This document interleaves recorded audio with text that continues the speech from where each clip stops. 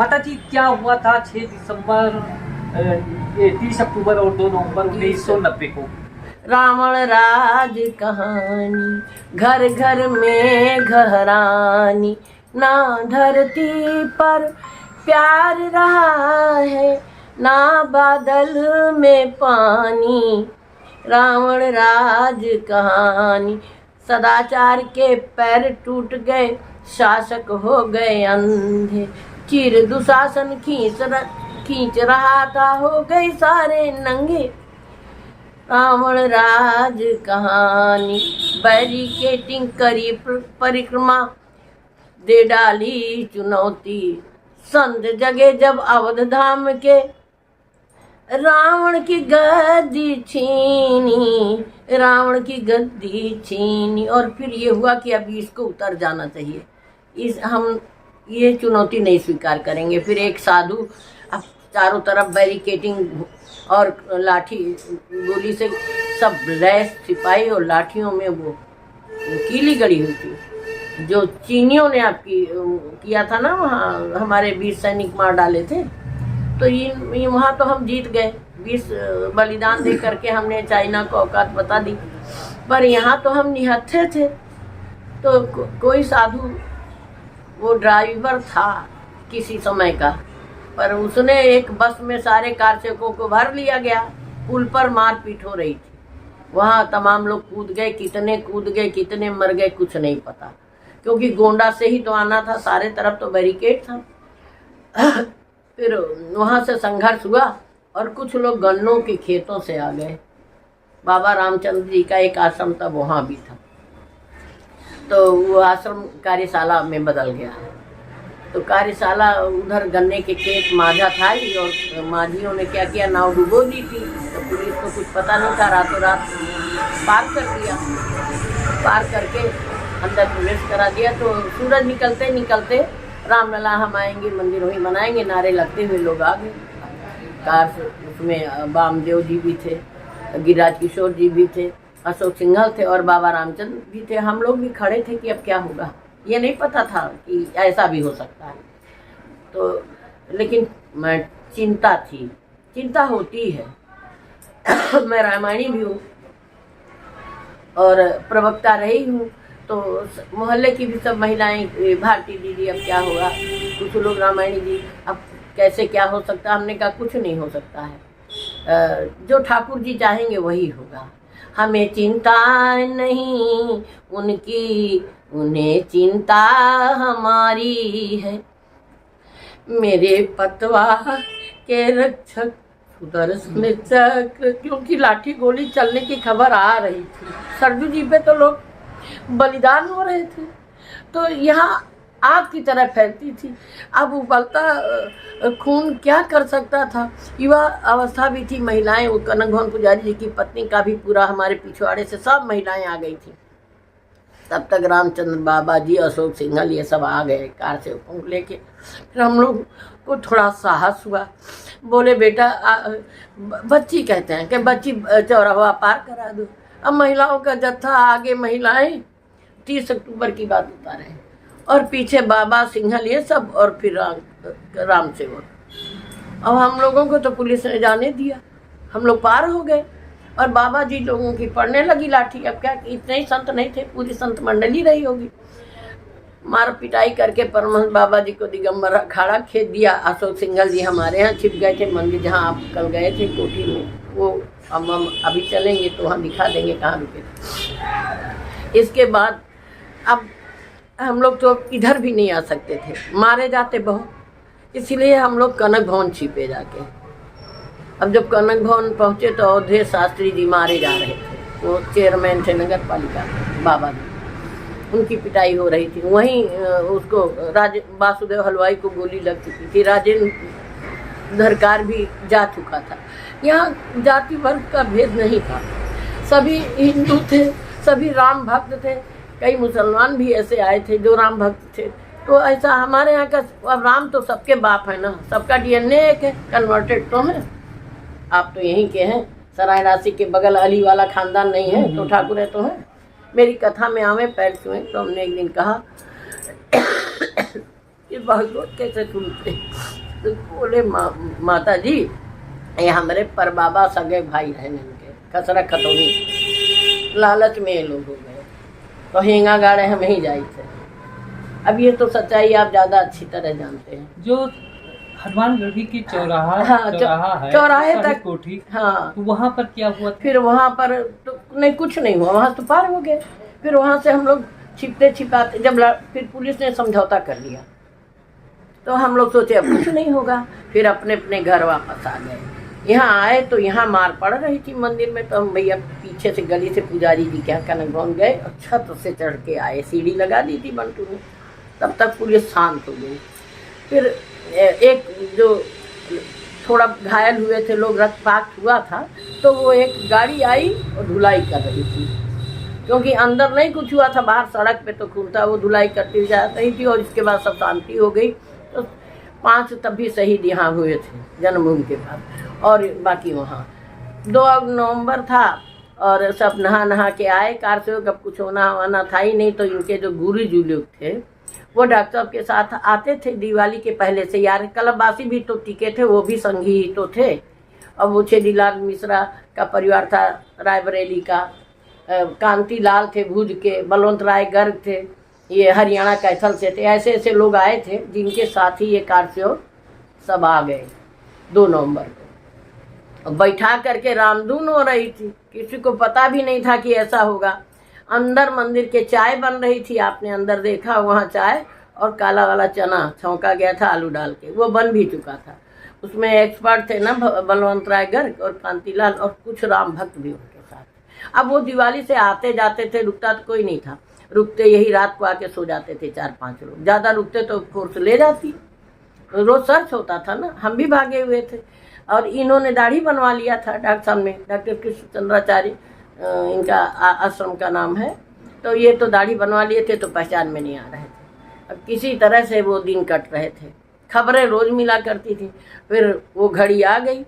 अब कार सेवक धीरे धीरे दिगंबर अखाड़े से जब चले तो फोर्स चलने ना दे, तो पैर की ओर झुके तो फोर्स आगे बढ़ती थी। वो बट नेचुरल बढ़ेगी, अगर आपका कोई पैर छुए तो वो बढ़ते बढ़ते चौराहे तक कार सेवक पहुंच गए, फोर्स भी पहुंच गई। अब उधर तो ये वाली बैरिकेटिंग थी ना, जो बांस बल्ली बल्ला कांटा तार वार, अब वो जाने नहीं दे रही। तो संघर्ष हुआ, बाणी से बाणी का संघर्ष, क्योंकि ये तो सदरी भी नहीं पहने थे, हल्की सर्दी थी, तो इनके पास तो कुछ था ही नहीं। तो कुछ होता तब तो चलता। और जब सीताराम जी थे तो सीताराम करना था, जब पुलिस वाले कुछ कहते थे तो जोर से ये जय श्री राम करते थे। लेकिन छत पर से किसी ने ईंटा मारा, जैसे अशोक सिंघल को 30 अक्टूबर को लगा था। उन्होंने अपने को जो है खींच लिया, बवाल नहीं होने दिया, आंदोलन ड्रॉप हो जाता ना, जरा भी करते तो लड़ाई दूसरी हो जाती। पर ये लड़ाई चली।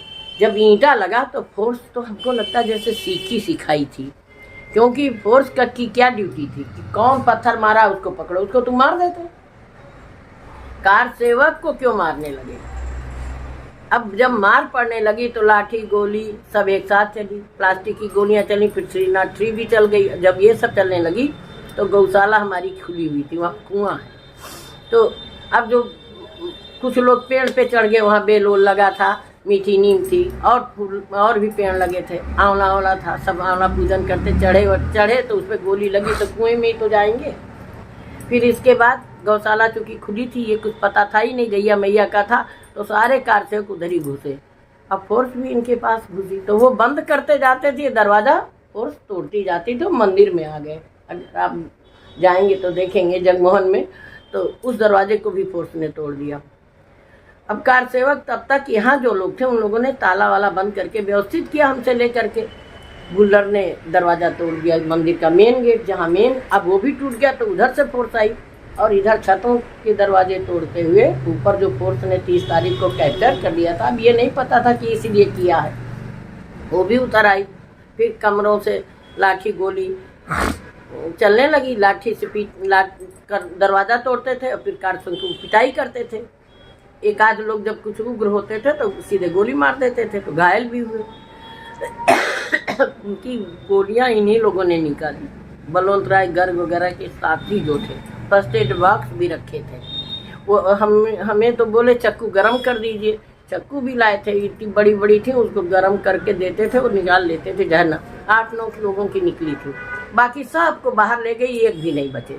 दोनों कमरों के, जिसमें राम कोठारी, शरद कोठारी, नंदलाल बचा था, महेंद्रोड़ा उसके कैप्टन थे, एक तरह से वही उन लोगों को डील कर रहे थे।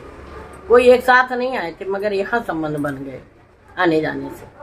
तो वो उस ग्रुप, वही ग्रुप वहाँ टिकाए थे, तो वो भी मारे गए, उनके साथी जिसमें थे समारे, कोई नहीं बचा। गर्ग जी वाले में बच गए थे लोग। तो एक ओम प्रकाश पांडे घायल भर गया था, जिंदा मुर्दे के साथ, शव के साथ।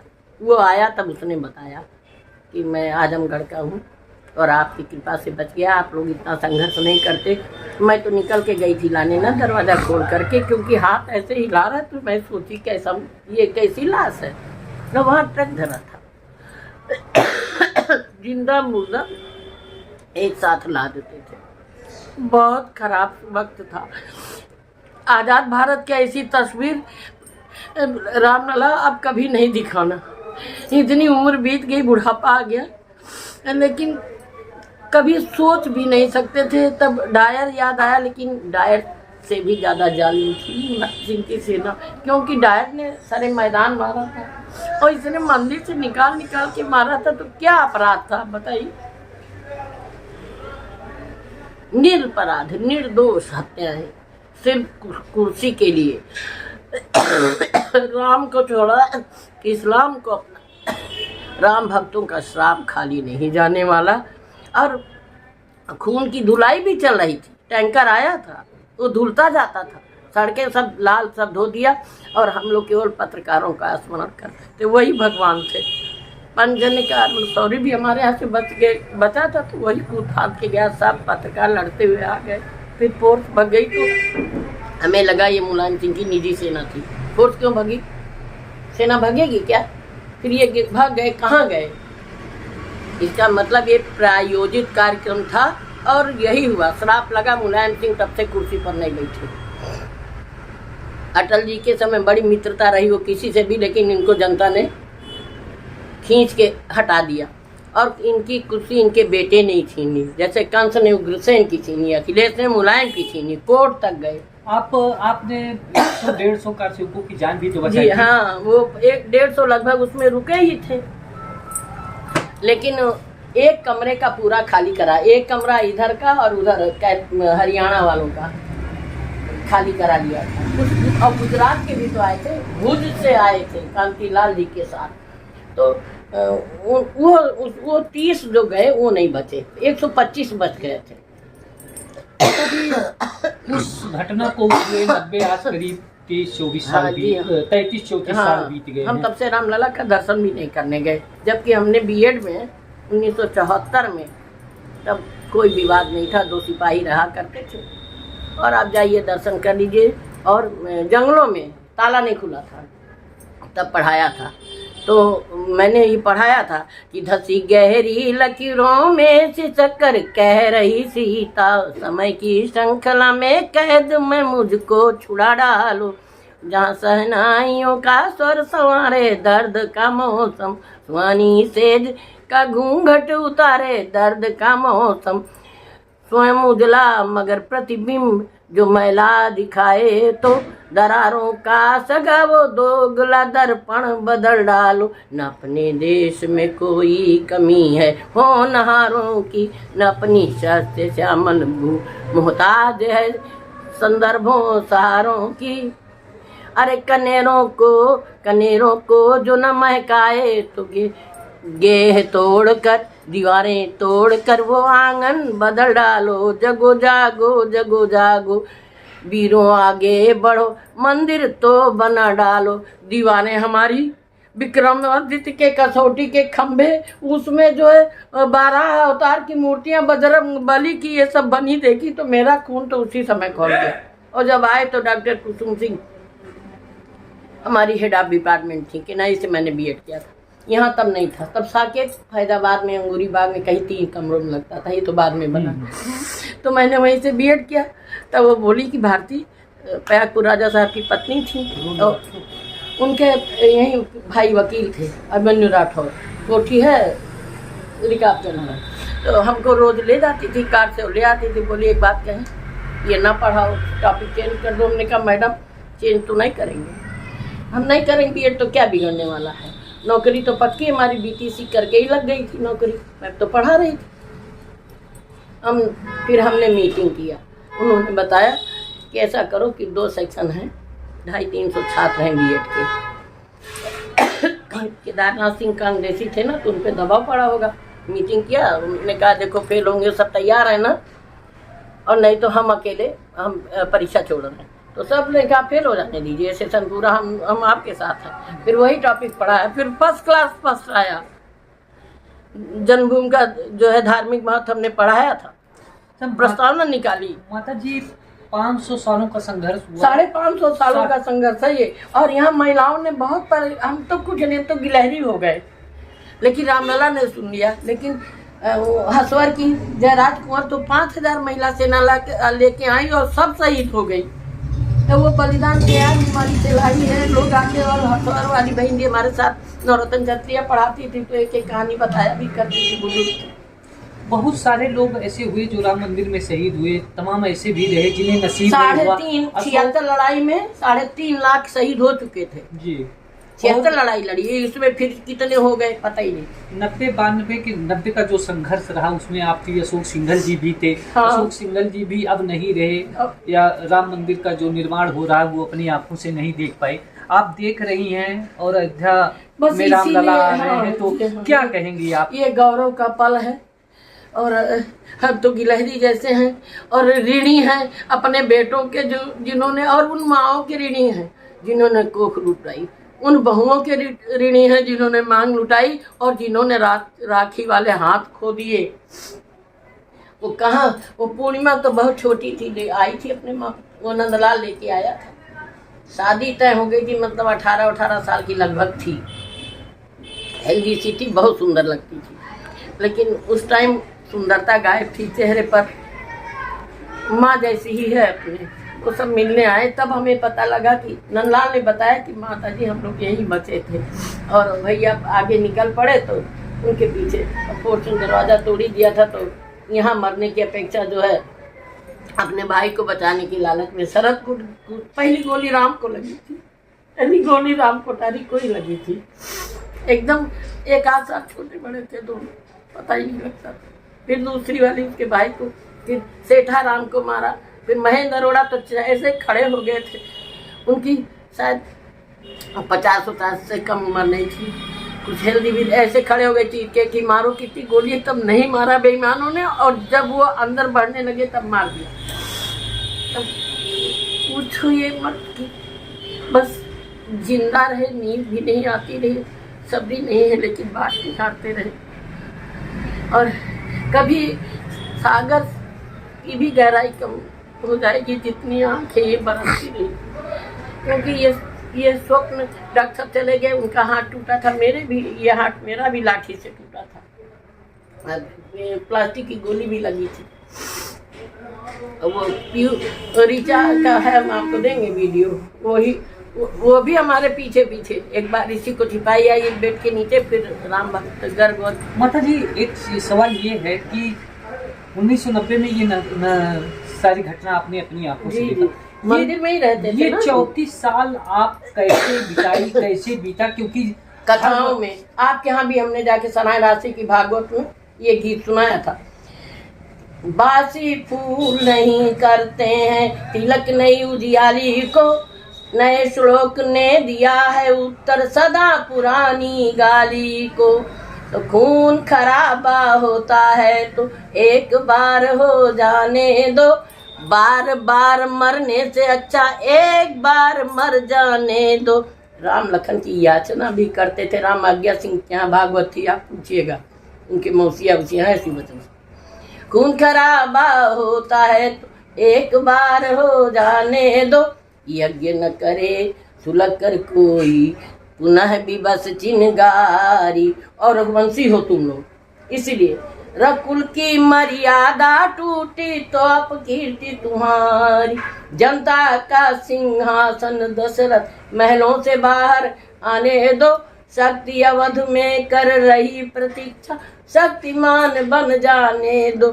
इनके कारण दशरथ देखो वेदमती का मरण हुआ, इनके कारण दशरथ देखो कौशल्या का हरण हुआ। और इन विधर्मी कलयुग के दशरथों कारण, इनके कारण दशरथ देखो मंदिर बदले मीनारों में, कितने 30,000 मंदिर बदले मीनारों में। इनके कारण दशरथ देखो कूद पड़ी थी पद्मिनियां अंगारों में। तो रोको मत महाशक्ति को, फिर जौहर हो जाने दो।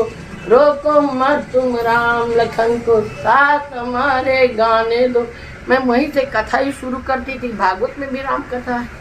विश्वामित्रा सह विश्वामित्र जब आतंकी चुनौती देते हैं तो संत याचक बन करके आता है, फिर अपनी कथा सुनाता है। और जब उसकी झोली भर देते हो तो राम राज्य आ जाता है। तो सराय राशि हो तुम तो रघुवंशी हो। आज राम राज तो आ ही रहा हाँ। है, अयोध्या में भगवान राम आ रहे हैं। हाँ। तो एक वही सवाल हमारा रह गया कि ये 34 साल जो थे आपके सामने, तो सारा मंजर रहा सब होगा रहा। और फिर सोते जागते उठते सबको दिखाई पड़ता रहा होगा। तो बिल्कुल। आपने कैसे समझाया, कैसे इंतजार कर लिया 34 इंतजार साल? करते थे, हर मंच पे जाते थे, अपनी बात कहते थे। चंपत राय ने भेजा, वहाँ जसपुर गए, 12 गांव को कंप्लीट किया, दिन में अपनी कथा और शाम को ये गांव भ्रमण यात्रा। ऐसे बॉम्बे गए, जहांगीराबाद, सूरत गए। दक्षिण भारत छोड़ करके कोई जिला शहर मध्य प्रदेश छत्तीसगढ़ बचा नहीं जहाँ हमने यात्राएं नहीं की और अलख नहीं जगाई। और हम एक वशिष्ठ और विश्वामित्री खोजने जाते थे बस। और हमने खोज लिया।